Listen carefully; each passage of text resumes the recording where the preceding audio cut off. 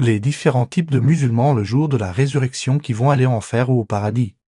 On a le musulman qui a plus de bonnes actions que de péchés. Lui, il va direct au paradis sans goûter à l'enfer.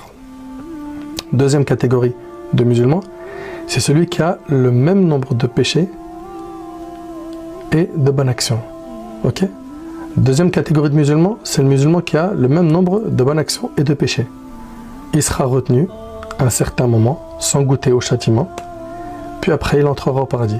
Ensuite, on a la troisième catégorie de musulmans.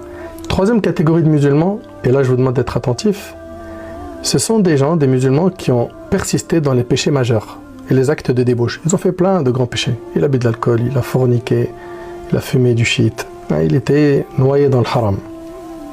De sorte que leurs mauvaises actions dépassent leurs bonnes actions. Ces gens-là, dans notre croyance, écoutez super attentivement ce que je vais dire, c'est très précis. Ces gens-là, on ne dit pas ils vont aller en enfer. On dit ces gens-là méritent d'entrer en enfer. Et vous allez voir que le mot mérite là, il a toute son importance. Donc là, ça veut dire quoi exactement? Je suis en train de dire en fait qu'un musulman, il n'a pas annulé son islam.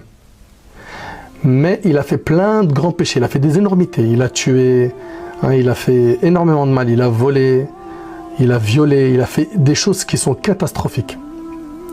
Il meurt sans s'être repenti de tout cela et sans avoir annulé son islam.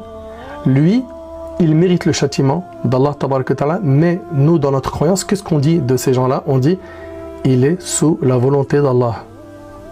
Si Allah veut, il lui pardonne, et si Allah veut, il le châtie.